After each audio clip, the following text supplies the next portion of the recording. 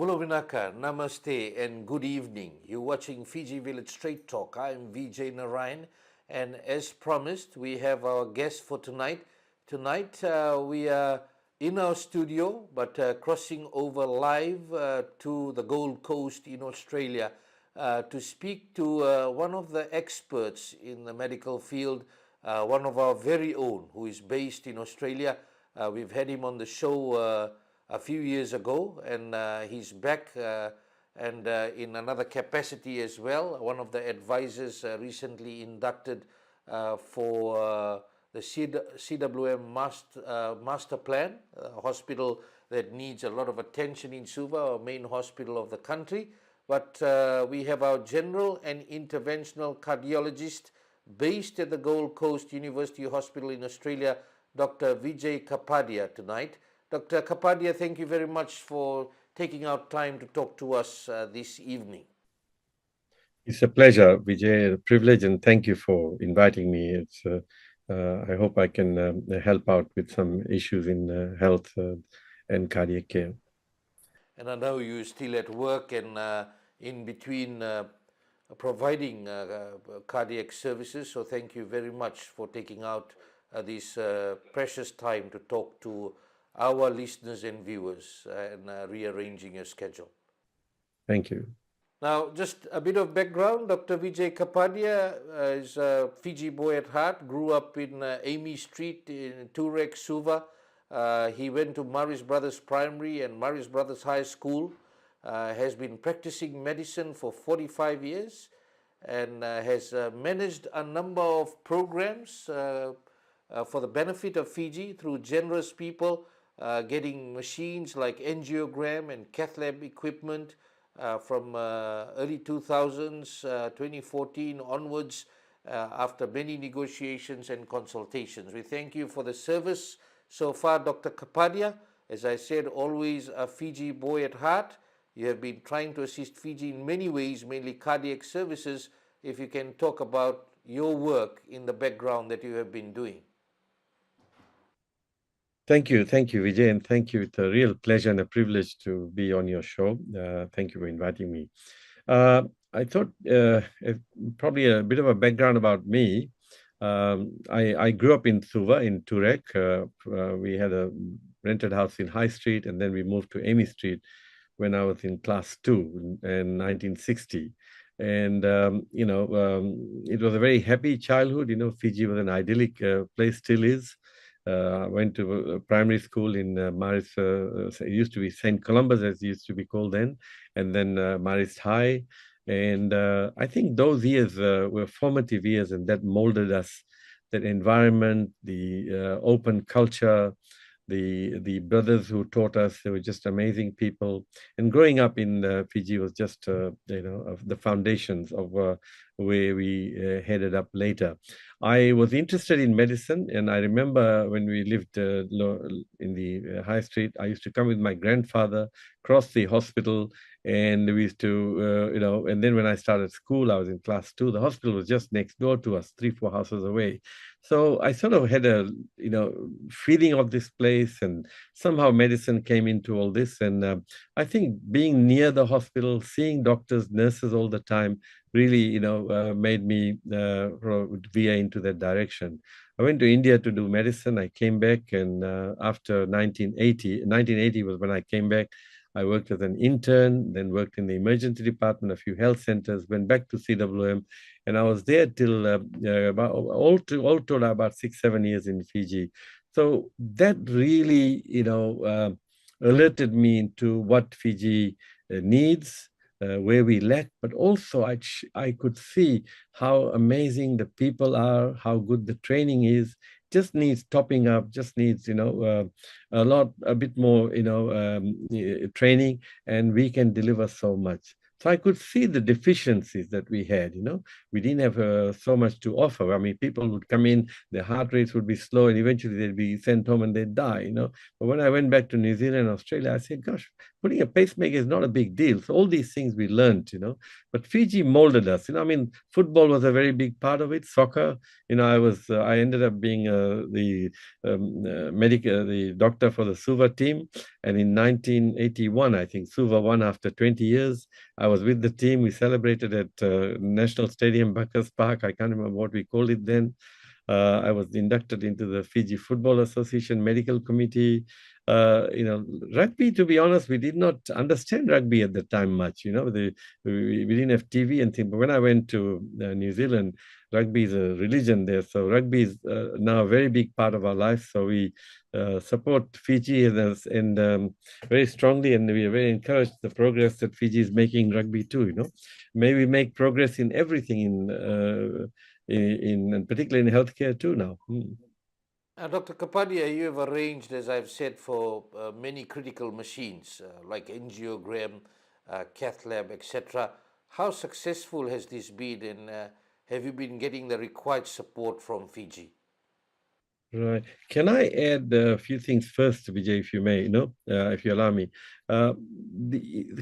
Cath labs are tertiary, high-powered equipment, and you wonder how you can justify this type of thing in a, low middle-income country where there's so many other health issues and priorities to look after, But I feel, and I keep talking about this man, the late Dr. Paul Farmer.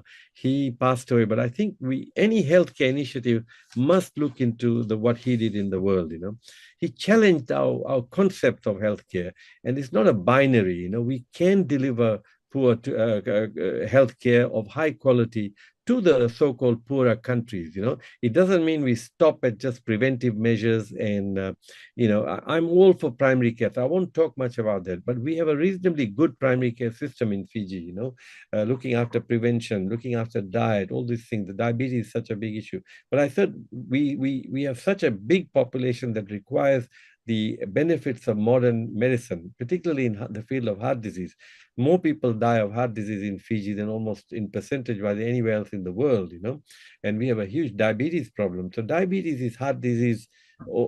Most people with diabetes have some amount of heart disease. More people die from heart disease when they have diabetes than from any other complication. So we thought we must have a facility where we go beyond just the medication. And that facility is a cardiac cath lab. That is the nucleus of a cardiac unit, a heart unit, So that's where we can diagnose what the problem occurs in the arteries of the heart. They block, they narrow down, people have heart attacks, they can become disabled for life, disabled partly, often badly, or they die. Up to 50% of people who have a heart attack may not make it to hospital, even in developed countries. So this is a big problem. And for the heart disease management, of course, you need medication. Of course, you need the lifestyle. That is the foundation of it all, looking after all these risk factors of diabetes, blood pressure, weight, obesity, smoking, we have to look after all those things. That is totally, the most important thing we can do. And we can prevent so much of heart disease. But we have such a big population that requires the other treatment, the stents, the bypass surgery, the pacemakers, the valve surgery.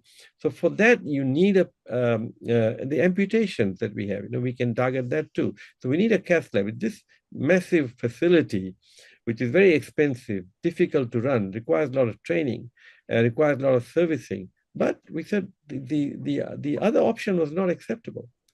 So we went ahead and we were able to work with our Rotary colleagues, who I just don't know how much praise I must give to Rotary. They're just the most amazing group of people. Our Rotary Club of Suva have been so integral to all our work. So we managed to get a second-hand used machine from Australia, from Eastern Heart Clinic in Sydney.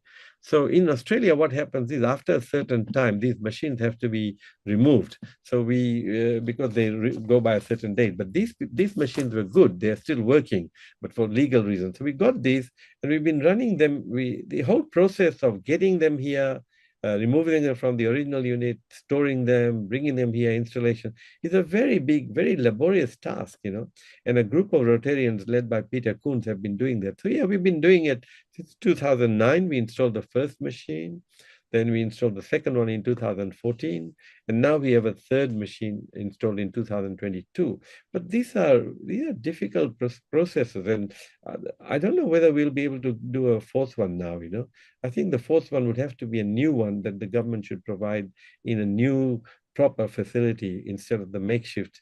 Our whole setup is held together by sellotape and by the grace of God. You know, I often tell people, if you don't believe in God, come and see our unit, because it runs by divine help. We don't get too much support, to be very honest. And I wish we did.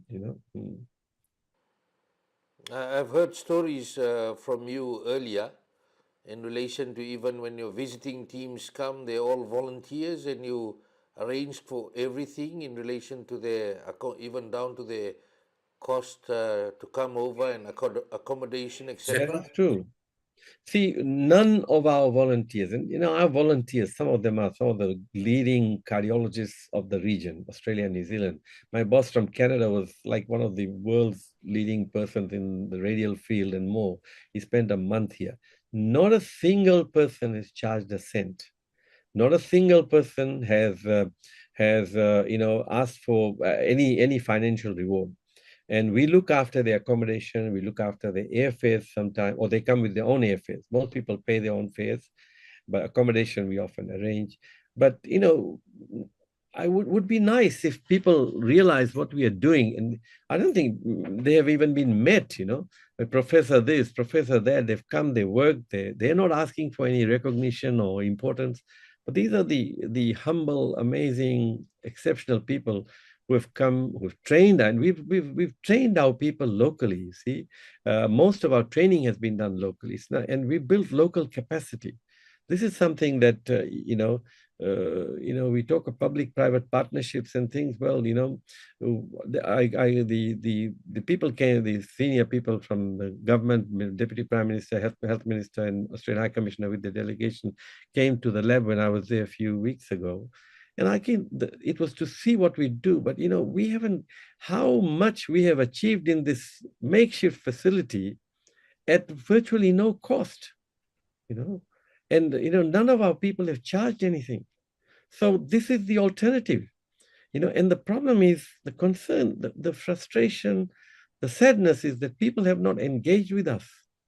Vijay, this thing. Can I just stop you there? Just to clarify. You have got life-saving equipment from you gave 2009, 2014 and 2022 when you did bring the much needed angiogram and cath lab, which you say is something that which it comes at a very high cost, you managed to secure. Were they received by government ministers at the time? Did you have any meetings with the volunteers to say thank you for doing this for Fiji? I can't remember the details, but they're all busy. They have come in, seen us. Our present minister came to visit us, and I think previous ministers have come and seen us, in our work, and that's very good. The engagement, with this process, keeping it going. So my colleagues come, they want to keep coming because they love the facility, they love the work. One of them, or some of them, say this should be the jewel in the crown of your health service, you see. So, people should realize that the innovation, the minimal cost with which we are running this facility, which is millions of dollars to run, just to buy, train all these people, and how this is a model for doing other things in Fiji. I've been asked to present at international meetings to see how are we doing this. This is a model for the third world, for the developing countries, because it is we are bringing high quality tertiary level care at minimal cost. So this is something I would have liked people to really get, run with it, and that has not happened. That has not happened. When Dr. Neil Sharma was the minister, I saw without trying to be partial to anybody, when I look back, and I may be getting the facts wrong, but a lot of what we did happened during his jurisdiction, his leadership, his involvement. But I am very warmly received by all the ministers, the permanent secretaries, and I appreciate that. But we want somebody to take this on and take it. It's the Fiji government's baby. It's the Fiji baby. There's so much support going on elsewhere. You see, Vijay, the cath lab will close tomorrow, because there's no sheaths there. Sheaths are small tubes that we put in a vein, in an artery, in the arm or in the leg. And I think we might have 2 or 3 left. And where did the last ones come from? I brought them, right?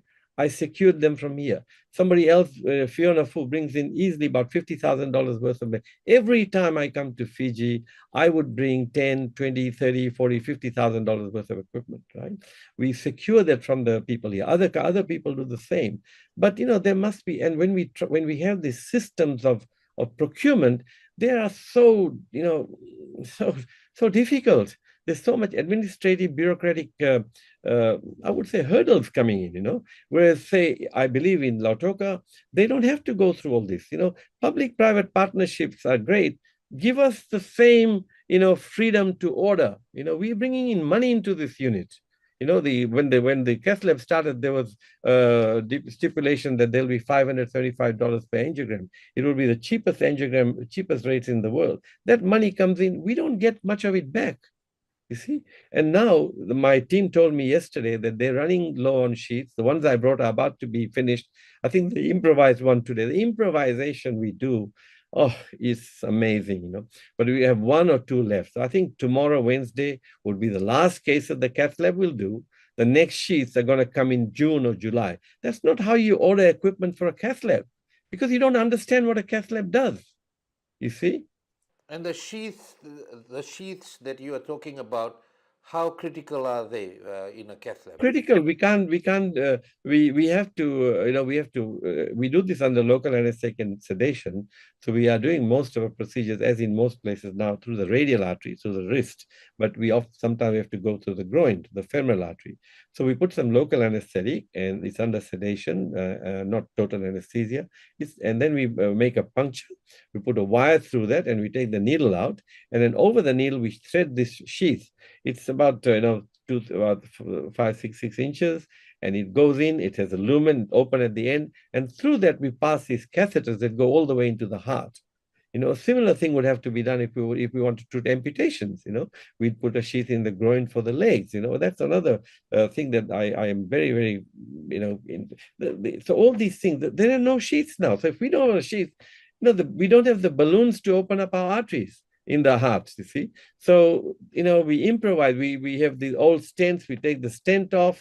Then the metal is taken off. The balloon is there. The balloons are big. If we need a 2-millimeter balloon, we are sometimes using a 3.5 millimeter stent. Over the balloon is over there. We have to be very gentle so we don't damage the artery. But we've learned all this along the way. But that's not the way it should be run. We don't get funding. We don't get support. We need that.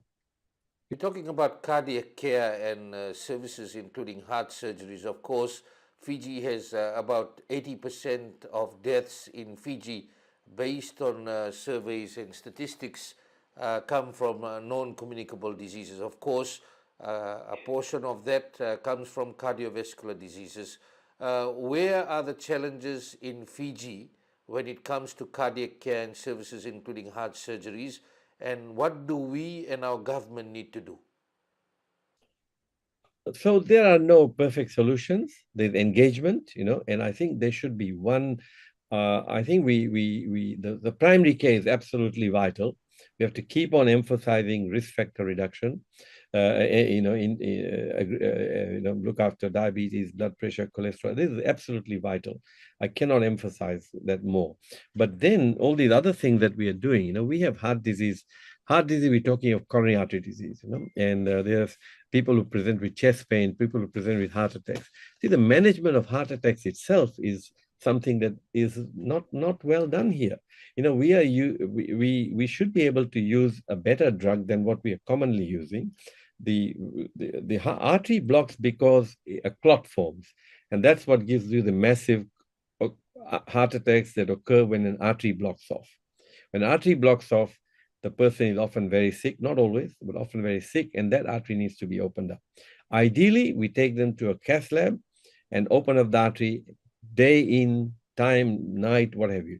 So the facility that is needed in Fiji 24/7 is always a cath lab, by the way. This procedure is not feasible to be done in everyday heart attacks, but that's why a cath lab is available for the complicated cases. In our situation, our cath lab closes for 2 months of the year, and yet we are supposed to have a 24/7 bypass surgery unit. It's just cart before the horse, you know. And our cath lab runs only 2.5 days a week, and we don't have sheaths, we don't have equipment. So a heart attack is treated ideally with a cath lab, open up the artery. But it's not feasible, not everywhere. And even in Australia and remote places in America, people are given the drug to dissolve the blood clot. It's called a thrombolytic. Thrombus is clot, and the thing that dissolves the clot is a thrombolytic. It lyses the clot.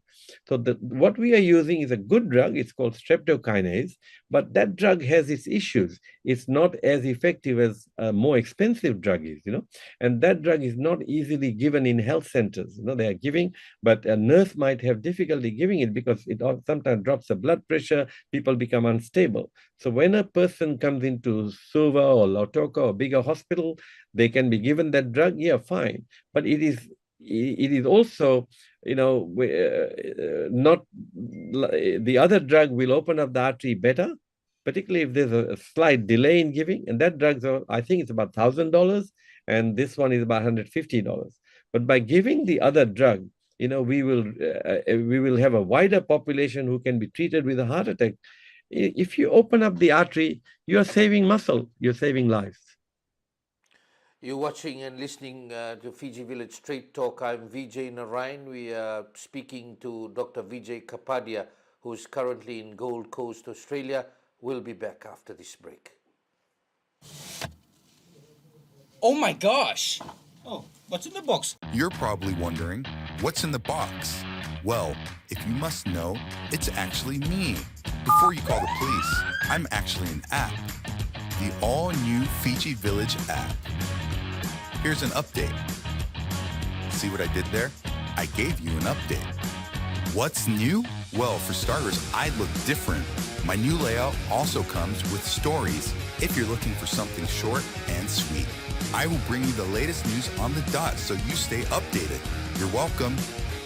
You don't have to go anywhere for content because I bring the content to you. Not only can you listen to your favorite radio stations, you can also watch online video content.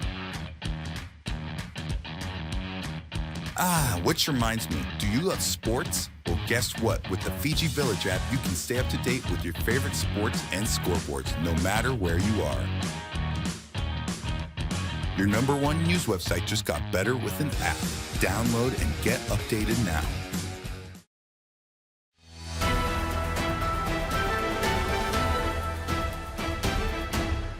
Welcome back. You're watching and listening to Fiji Village Straight Talk. I'm Vijay Narayan, and you can subscribe to our podcast on Apple Podcast and Spotify, Fiji Village Straight Talk with Vijay Narayan, and follow our podcast. We'll have some new exciting announcements coming soon in relation to you being part of the audience as well in asking some of the questions, so stay tuned for that.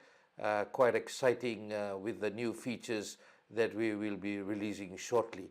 Now, Dr. Vijay Kapadia, as you know, 45 years of experience in the medical sector. He's a general and interventional cardiologist based at the Gold Coast University Hospital in Australia. Has done a lot for Fiji, and of course he's raising a lot of critical concerns with what we can do. A lot can be done in relation to our health sector.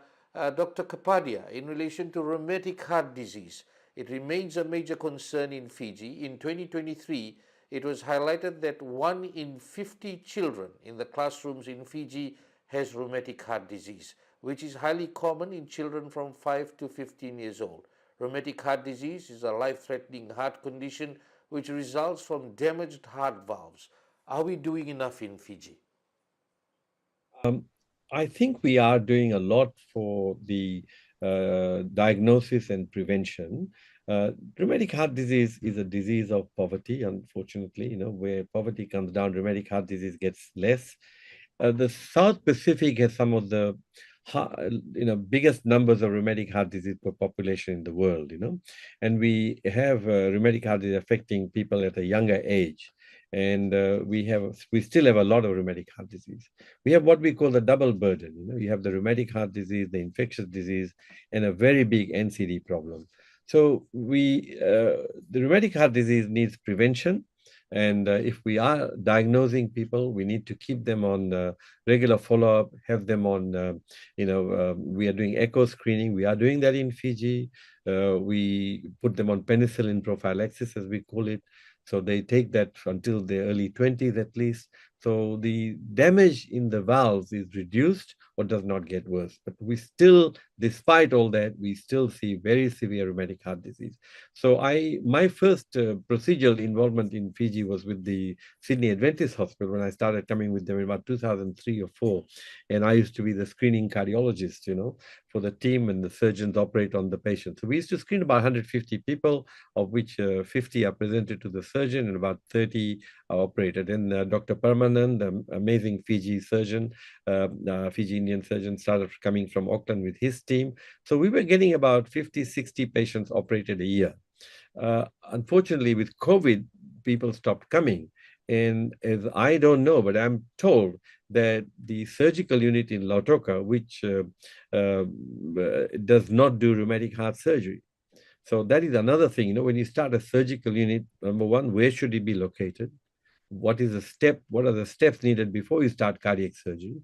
And it's a bit unfortunate that we can only do bypass surgery, which is needed, but we can't do rheumatic heart surgery, And many of the times the bypass is often palliative, There are people who will benefit greatly from bypass. I'm not belittling it. It is necessary. But it's the last step in the whole process, Whereas many of our rheumatic heart patients, they're young, they have multi-valve involvement and they need surgery. It's sad that I don't think we've had any rheumatic heart surgery of any substance since the Sydney and Auckland teams stopped coming because of COVID. There may have been one or two operated on at the excellent Sai Prema facility, but again, I'm not aware of the statistics, but I know that a large number of these people are not operated on. When I was in Fiji recently, we had a very ill patient in his late 30s, I think, with severe rheumatic heart disease. And I think at that time, he was probably not operable anywhere. But perhaps 2-3 years earlier, he might have been in a better position to be operated on. But there was no visiting team here. And, as I say, I'm not sure about the situation in Lautoka. I stand to be corrected, but I have been told that they are not operating on rheumatic heart patients. But that's something you'll have to confirm. I don't know that. As you're saying, these again results in setbacks. And can we afford to continue to have these band-aid solutions and, as you said, sellotaping our way through?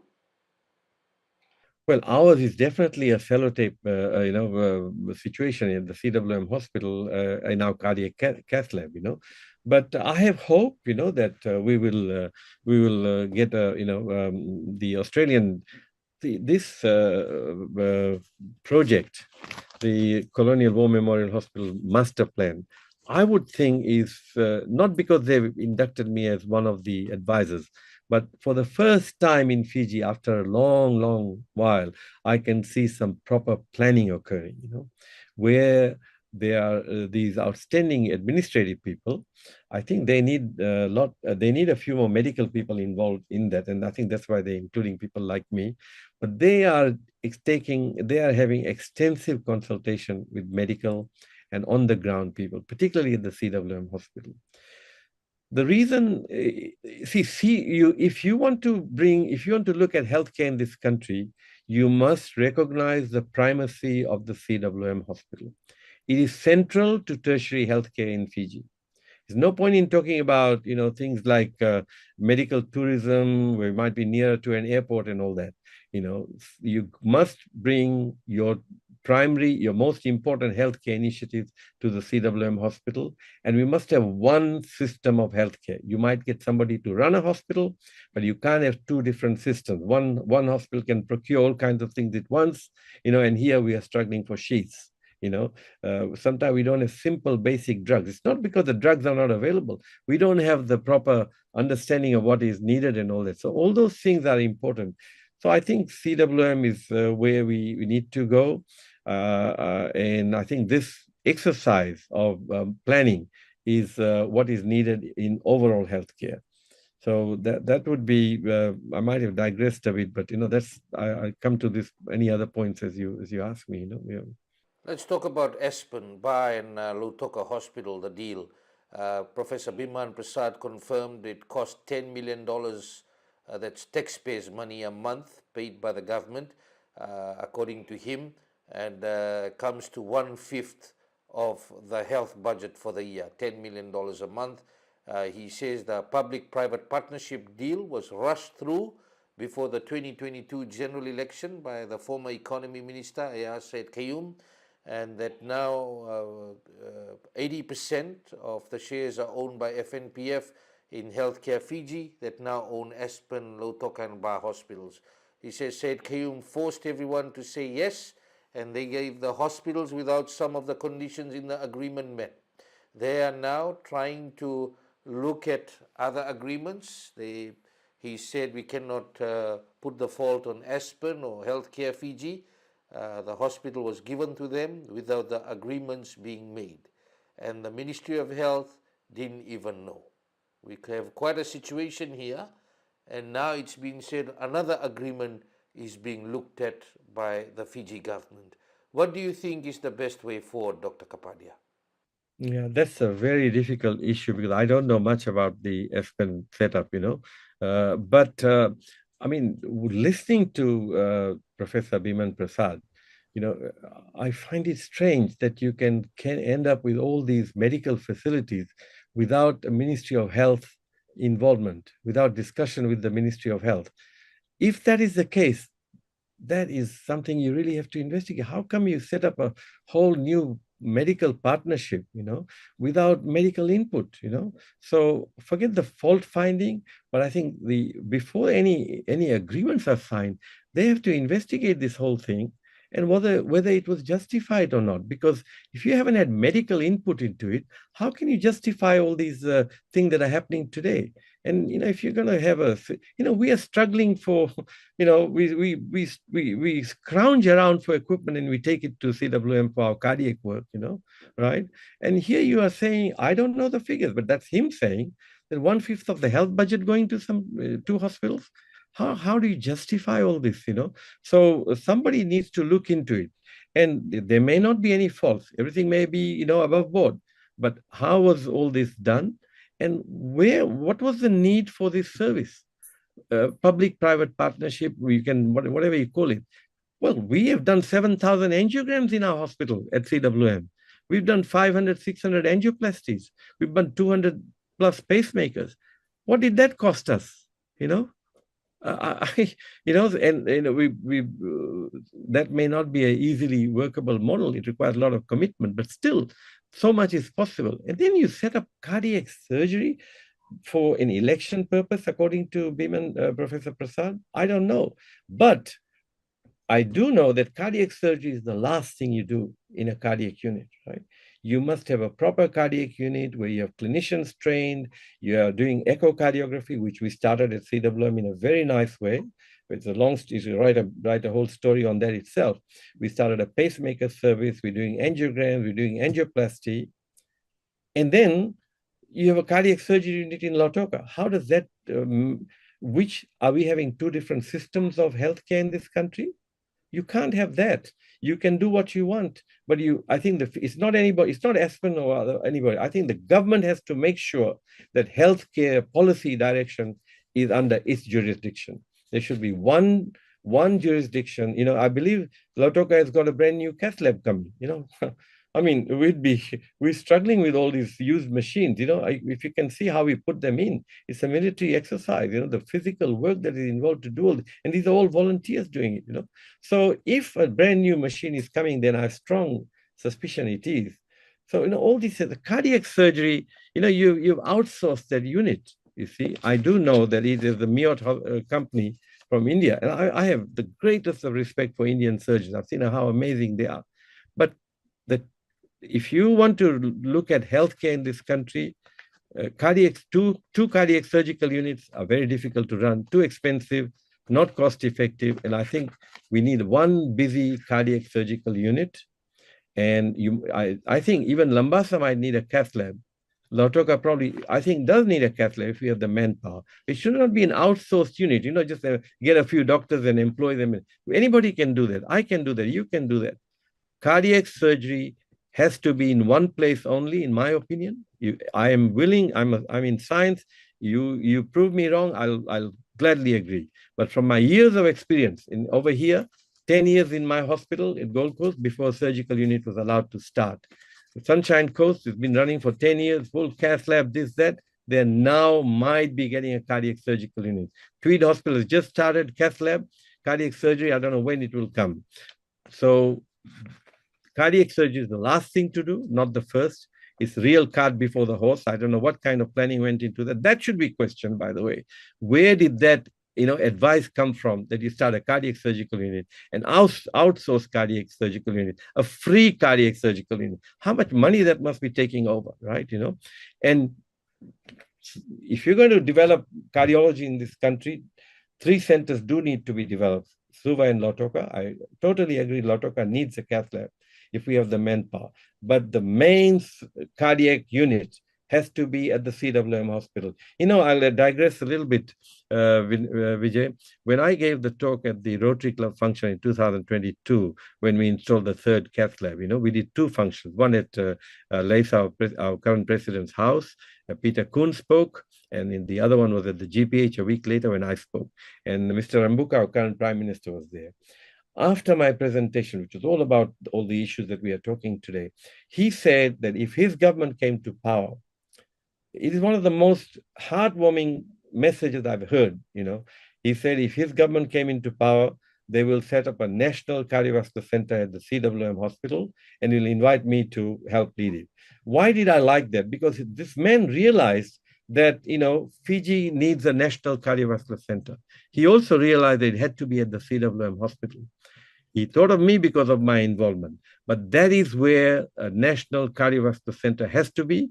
And I would strongly feel that we are putting so much money into this master plan. Cardiac surgery must be at the CWM hospital. And we can do it. We've done cardiac surgery for years at CWM hospital. The theaters were made to take cardiac surgery. When the team started coming after 2014, when the theaters were refurbished and new ones made, they thought they were in Sydney. You see? So I think the whole thing, before signing any new agreements, I think we should look into how this whole thing came about. And that's for the government and others to find out the reasons. But it's, as you're saying, it's only right for the Fiji government to fully investigate the beginnings of all of this and whether it is feasible to do this. Yeah, absolutely. Because if I can't imagine a big health facility, things happening in Australia where the health minister does not have much of a say. If that happened, if that was the truth, and if you want to if you want to set up cardiac things in this country, involve us. See what we've done with no money, no nothing, and what we've created out of nothing. We are invited all over the world to talk. The president of the American College of Cardiology was keen to meet me, at the meeting. So these are the people who understand our work. I would love our government too to involve us. So at that time when all this was happening, ask us, hey, we are wanting to set up cardiac surgery in Lautoka. I would say, no, I don't think that's a good idea. You had at that time the aspiring prime minister listening to you speak, as you said. Yes. He is now the Prime Minister, Mr. Sitibeni Rambuka. He did say that a national cardiac center will be set up at CWM Hospital if he does form the next government, which he has. What is your call to the Prime Minister? I would call him to, I would say out of respect that after one presentation, he understood the whole story very well. I have never seen that kind of response coming from anybody. So I appreciate that. I know he has got the whole country to look after. Healthcare will have to be one of the biggest issues the government has to tackle all over the world. And in Fiji, cardiac disease is so big a problem. And for us to comprehensively treat cardiac problems, and they seep onto blood pressure, diabetes, all of these things, we must go all out to have a full-fledged, fully supported cardiac unit at the CWM hospital that goes all the way from prevention right up to surgery. When a surgical unit is married to the cardiac cath lab, we can do complex procedures in cardiology. We are very careful about what we do in the cath lab. We take on very simple cases. Anything complex we don't do because we don't have surgical backup. Our rheumatic heart patients, I have seen pregnant mothers, having severe narrowing of the mitral valve. They go into pulmonary edema, they can die even, and many other people. We just need to open up that valve with a balloon sometimes, not even have to open the chest. A 2 millimeter hole in the groin, that's all we need. But we can only do that in the cath lab when there's a surgical unit next door. We can't do that without surgical backup. So all these things marry together. A cardiac surgical unit is a very integral part. And by the way, cardiac surgery does not need to be 24/7, right? In an ideal world, yes. What needs to be 24/7 is a cath lab, a facility where you can put in a pacemaker at the middle of the night. Cardiac surgery, yes, once in a while you do need a surgeon to help you out at 2 in the morning. But ask the surgeons in Lautoka, anybody can ask them, what is more needed, 24/7 cath lab or 24/7 bypass surgery, if you had only one option? And Dr. Kapadia, you had said that Professor Biman Prasad and also the health minister visited your team. And the Australian High Commissioner. I was very, very encouraged by all of them. Yeah. Do we expect, what do you expect out of that? Because maybe there's something in the works where you could have further discussions with the Minister for Economy and the Minister for Health. Yeah, we have had an ongoing discussion. I've even gone and met them personally, and they've been very warm, very affectionate, and very committed. And I totally respect, and I'm very thankful for that. But this needs an ongoing involvement. And I don't expect the Deputy Prime Minister or the Minister for Health to, be looking at this project every day. But there should be a group of people who they delegate, they appoint, who have administrative skills, who have medical skills, who have good understanding. Cardiology is specialized. Kidney disease is specialized. So we need people who understand the specialty well. So if you understand the specialty, how can you set up a cardiac surgical unit without all the other things in place? You would not be allowed to do that in Australia. Never.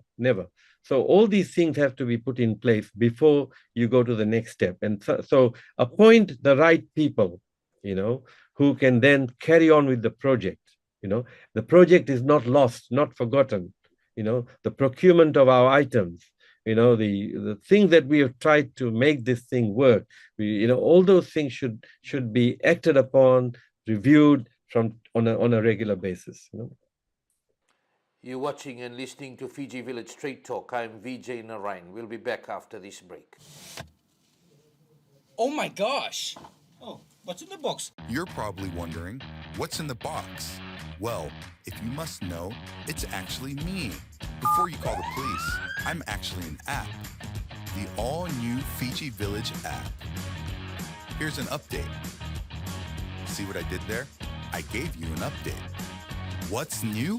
Well, for starters, I look different. My new layout also comes with stories if you're looking for something short and sweet. I will bring you the latest news on the dot so you stay updated. You're welcome.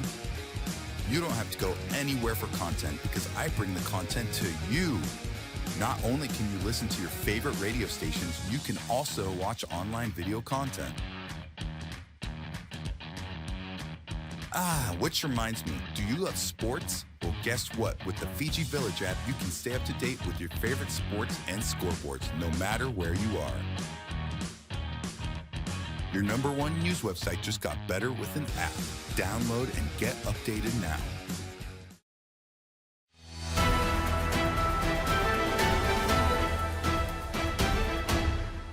Welcome back. You're watching and listening to Fiji Village Straight Talk. I'm Vijay Narayan, our guest tonight, right from Gold Coast University Hospital, very experienced general and interventional cardiologist.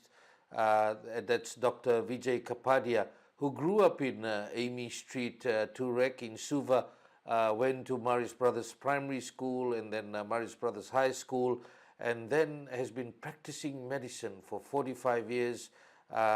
Fiji boy at heart, and has always come back to Fiji with a whole lot of things, even setting up a Cath lab in CWM Hospital without a single cent being spent by the taxpayers, where he managed to get through negotiations donations of an angiogram and Cath lab equipment, and now he's asking for concrete engagement through government to ensure that we see a good path forward, instead of band-aid solutions or sellotaped up care for the people of Fiji.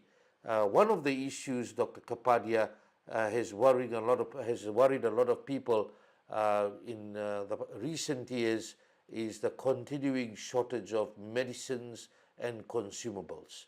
You work in an area, of course, you are in a very developed country in Australia, and you know the challenges that exist for Fiji. We already have our challenges, and on top of that, a lot of our medicines and consumables at times run out, which causes a lot of issues. What is your assessment on that?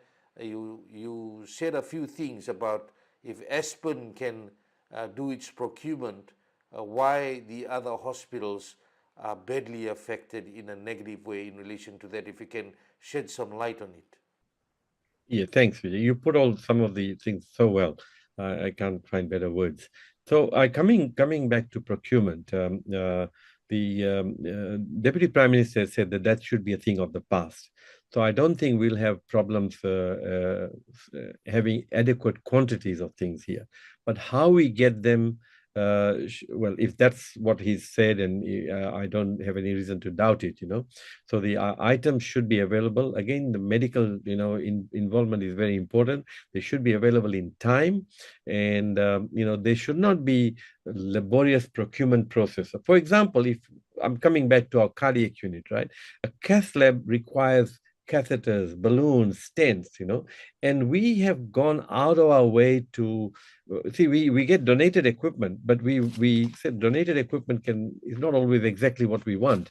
So one of the biggest device company in the world, they say, I work with their products, so I would get equipment from them.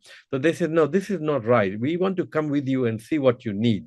So they forced me, and they came with me, and they came twice to Fiji. I can take the name, the Medtronic company.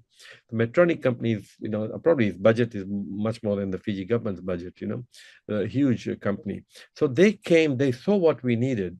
And at that time, when we first decided on the system, we came up with the arrangement of the total cost of equipment is about 475,000 Australian dollars, close to 500,000, right? These are day-to-day vital items in the Cath lab. So they said, we'll give it to you for 25,000 Australian. We need some payment as a kind of a formality. So it was like peanuts, It was the greatest deal you could ever think of. But it was so hard to get that through, because after the third, the boss or the head of the cardiovascular division came to Brisbane. He was so happy. They wanted it to continue. Jacob Gale, who was head of the philanthropic division, I met him at the World Heart Conference. And he said, no, this is so good. We want it to continue. But the Fiji government had not paid for three shipments. We were just asking for 25,000. It wasn't that they didn't want to pay. They wanted it to go through a tender process. This was not a tender. So you see, all these bureaucratic hurdles come in. We are not, we are not stealing anything, and we are not pulling wool over anybody's eyes.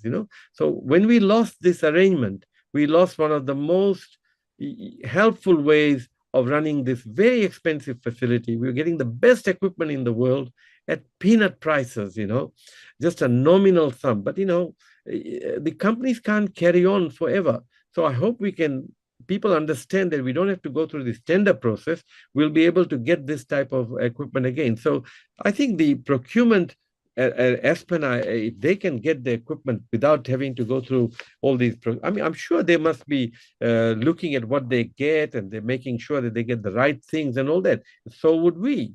But the thing is, we have to go. Somebody sitting in Watoanga does not know what a cath lab needs tomorrow. You see, these sheets that we talked about are going to come in June or July. I mean, how do you run a facility like that, you know? So, you know, the procurement has to marry what we need and should be able to respond. And I think some of the things should move from a central procurement agency to the hospitals. For example, CWM should be able to order some of what it needs.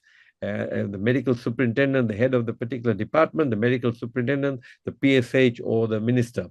Their signatures are needed, and off it goes, rather than having to go through the same laborious process, delaying process. These are not conducive to good healthcare, you know. I'll tell you a story of a drug called isoprenaline. It's a drug that's long generic. It's given as an intravenous drug. And I was in my visit before this last one. We see when people require pacemakers, sometimes their heart rates go very, very slow. They may not have a heartbeat for 20 seconds, and they pass out, they become unconscious, they can die. But when we recognize this type of rhythm, we put this drug called isoprenaline, and it often gives you time, you know, while you get ready for the pacemaker. So I have come to know that we don't have this drug most of the time, 80% of the time. And when the emergency department was so thrilled that we had it, they had it as if, you know, manna had come from heaven, you know. So the thing is, this is a basic drug that we need. Another drug called amiodarone, you know. People are told to get amiodarone from the pharmacy or something. So these are basic drugs for resuscitation. And they're not that expensive. You know, $1 will give you 5 vials or something, you know. No, so it's just that the system must be in place so that we have these on board and everywhere. I think people are, it's not that people are not well-meaning, they're well-meaning, but the administration, the procurement has to be properly done. And I think, India is the pharmacy of the world, you know, as the Deputy Prime Minister has said. And now we get arrangements with good Indian companies. They're supplying generic drugs all over the world. And we should have high quality equipment, high quality drugs from them. Yeah. What about the issue of pacemakers? We had talked about this earlier about the real need to have pacemakers at the hospital. Yeah. But pacemakers are one of the most cost effective and most helpful things in all medicine, you know. And this was one of the first things that touched me when I came to New Zealand and Australia to train. And I remember faces of the people who would come into hospital at CWM where I worked, and you know, we had nothing to offer. You know, I think 1 or 2 pacemakers had been put in the past, you know, somehow, but that was about it. You know, there was no service. You know, so I said, no, this is something that does not require high-powered, you know, technology. You know, it just needs an incision below the clavicle, usually on the left side, sometimes on the right, done under local anesthetic and sedation. At the bare minimum, just 1 wire into the right side of the heart, and an hour later, the person is at least saved from death, you know. But then the Sydney Adventist team would come and they would bring a few donated pacemakers. Dr. Bakani was aware of it. Dr. Bakani is the father of cardiology in Fiji. He did so much, and we owe so much to him. I was his intern and his registrar. Then he got Fiona Riddell, and she's a senior technical person from Auckland, and she joined Dr. Bakani, and then she joined the Sydney Adventist team, and then with the Auckland team, and then on her own, they've set up the PIPS team, Pacific Island Pacemaker Service. So our boys have trained in pacemaker implantation, but they would bring about 30, 40 free devices a year. Fiji needs at least 300. So to this government's credit, and it may have been that the previous government had approved of it and the present government took over, but I'm told that Professor Biman Prasad was the one who made sure that we bought 100 pacemakers. Now we negotiated with Medtronic a deal that I cannot disclose, but it's the cheapest pacemaker deal in the world. You know, so they can't keep on donating. They get 20, 30 donations, but and they've been donating for 10, 15, 20 years. all these, but we need 300, 400, 500 pacemakers. So we have capability. But again, it's one thing to say we have a pacemaker service, we have an angiogram service, we have an angioplasty service. But I say it's held together by sellotape. We have only 2 doctors in the country who can do these procedures in the public system. You see, we need more doctors. Instead of giving a whole hospital setup to an organization, I think we need control over it, but let its administration become smooth. Allow it to function without hurdles. Allow it to function without obstacles. You're not creating obstacles, but they end up being obstacles. So the pacemaker service is one such thing. I think we need more procedural doctors in this country employed by the government. It'll be cheaper that way.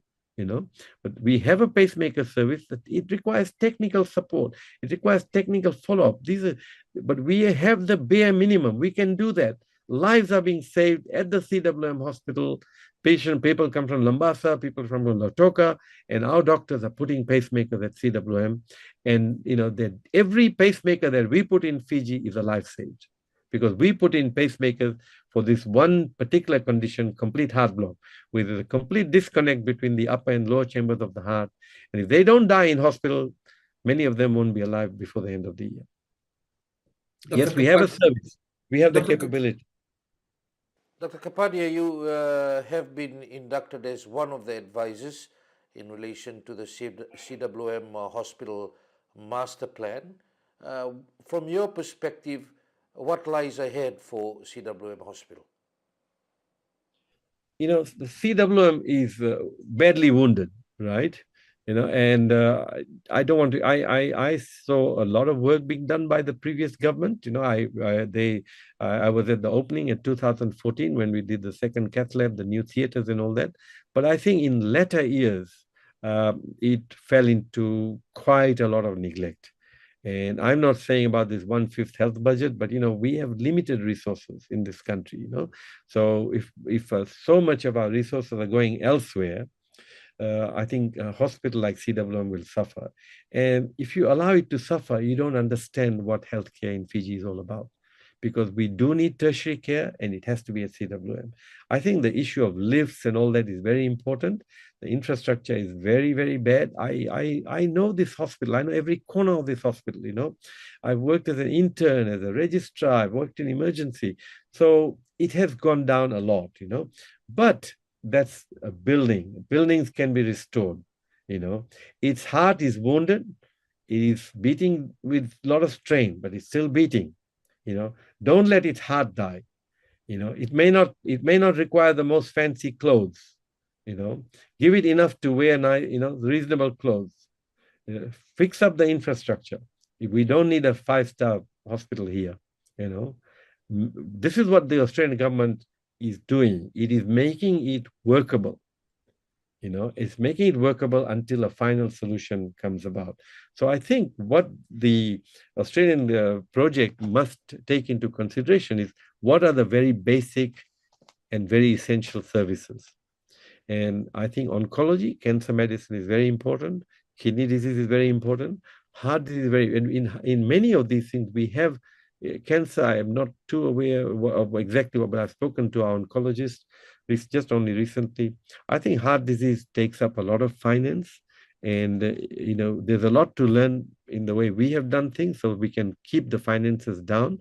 But I think if we're going to make this into a workable hospital until some major plan comes up, I think all these things will have to be addressed, and a full cardiac unit with a proper cath lab, proper recovery area, support for echocardiography, for pacemakers, for angiograms, able to respond if needed for 24/7 cath lab if needed, a cath lab that is running throughout the year, surgical unit that is available. If we have difficulty running a 24/7 surgical unit, we can't have everything. So a surgical unit may be a bit harder, but we should have a surgical unit too, and its rightful place. And I am open to discussion and challenge or an alternative view. But I think it'd be hard to convince me objectively that the surgical unit should be anywhere else other than at the CWM hospital. And I would say Fiji should not embark on 2 units. It'll be too expensive, too costly, and clinically unsound to do that. You also stress the importance of the overall governance of all facilities, health facilities, to remain under the government. How important is that? Vital. You can't have two health services in this country. So when you have, you can get people to run a service. I think we strongly need good administrators in this country. Not that our administrators are bad, but running a hospital in this day and age has become a very, people are trained in a hospital administration, all that. I think employ some really good people, nurses at that level, medical administrators at that level, doctors who go into administration. Get 2 or 3 of these people into this country and employ them and let them run the hospital to as best standards as possible, knowing our limitations, knowing our requirements, and knowing our capabilities. But the overall direction in healthcare should be under the government. The government may, it's very hard to ask the government to understand all about cardiology or nephrology or kidney disease. I think they can bring in experts. And we have a lot of experts in Fiji, by the way. My friend Dr. Eddie McKay, Dr. Malani, Dr. Rao, these are amazing people.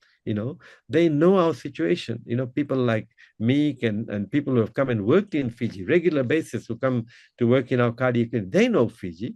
Involve us, and we will help to guide you. I don't expect to know everything about kidney disease. I don't expect the minister to know all about cardiology and all that. Not needed, not possible. But the direction should be properly done, and there should be an overall plan for healthcare in this country, not a separate one for any hospital or any region. We expected to have a Indian hospital built somewhere in the Sinu. That has been confirmed as part of the announcement, a specialty hospital. What are your thoughts on that? I have reservations. I'm very, very, grateful to the Indian government. I've met both high commissioners, the present one and the previous one. See, all these people are very well-meaning, Even, when whoever started the Aspen project or the PPP, they must be very well-meaning, But well-meaning doesn't necessarily mean that you will deliver the right solution, So an Indian hospital coming up will be another hospital to run. I believe it might run on some private partnership, as I've been told, but nothing is certain. I really think we should not jump into a hospital. We should get a service right. And the Australian government has said very clearly that this project, the Colonial CWM Master Plan, is first to prop up CWM and eventually to decide where a major new facility should come up. And that might involve World Bank, other countries, other donors. Would it not be a great idea if the Indian, whatever the resources that the Indian hospital will bring, could be part of some major collaborative effort? Healthcare is all about collaboration, joining hands, joining hearts. So I think this Indian hospital project should factor into what the CWM master plan is all about. So we provide a comprehensive care solution which does not take away our minimal resources. We have to learn to share the very few resources we have. Do not duplicate, and use our resources as sparingly and as efficiently and as wisely as possible. Dr. Kapadia, you've made it very clear that your belief is that the whole of the public-private partnership concept needs an investigation before any new agreements or contracts are signed. How important is this for proper healthcare? Yeah, see, by investigation, I'm not trying to say that find out who was at fault or not at fault and put people, take people up. I think my investigation issue is it really needed that we need some company to take over a health hospital and a hospital and run it and all that? I am all for people coming in and doing administrative work. See, we work hand in hand with the Rotary Club of Suva. Hand in hand, right? With their support, we have achieved so much, right? So I would hope that there was a meeting once years ago that, corporate bodies in this country, banks, NGOs, we get together and we put in finance, we do fundraising, we go to World Bank and all these places to get some support. But I think taking the administration out and run the whole thing, someone runs it separately, I personally don't think that's the best thing for Fiji. And I think that's where the investigation should come. Is that model appropriate for Fiji before we sign on anything now? Anything that is not satisfying medical grounds, if medical grounds are not satisfied, if medical conditions are not justified, I don't think we should only proceed if we have strong medical foundations. And you get people who know the field. I'm not boasting, but sometimes I do have to stand up, Vijay. In the field of heart disease in this region, find somebody who has my experience, who has 45 years experience in this thing, 6 years of working, 7 years in Fiji, who keeps coming 3-4 times a year, who set all this up. So when these type of issues come, it's not a boast. We are trying to help. So when you're trying to create all these facilities, involve people like us. We know this. We are the front line. We're not just sitting in the boardroom, shifting battalions and divisions. We know what it's like at the trenches. If you don't know what it's like at the trenches, this is a war, war against heart disease, war against disease. I don't think we'll win. Dr. Kapadia, as we finish off the show, I give you this opportunity to talk directly to our listeners and viewers of any other thoughts that we have before we finish off tonight. Vijay, it's a privilege, Fiji will always be in my heart, and I keep coming, and I'm never more happy and never more at home when I land. And if I take the road, it's a tussle. I got to go back to Fiji, take the train, go to Brisbane Airport, do the check-in. But once you land, it was all worth it. So it's a privilege to be involved in the care of people. I don't have all the right answers, but we keep working, and I've worked with some amazing people. Most of all, my family in Fiji, the working family, Dr. Sukafa, the head, Dr. Shaheen, Dr. Bharat, who are like my sons, Sister Ili, our charge nurse, our Cath lab nurse, Louisa. I mean, we are one family, and it is such a privilege to work with them and to be in this journey where we've achieved so much, and my Rotary Club colleagues, Peter Koons, who I cannot speak enough about, and to see, despite all the difficulties, we've made a difference. We could make a much bigger difference. Thank you very much for everything that you have done so far for the people of this country, and we hope that based on this conversation that we've had, that further discussions will take place and a fruitful outcome is achieved and in the best interest for healthcare in Fiji and for the people of this country. That's Dr. Vijay Kapadia talking to us directly from Gold Coast in Australia. Thank you very much, Dr. Kapadia, for your time. And to the listeners and viewers out there, until next week, have a great evening.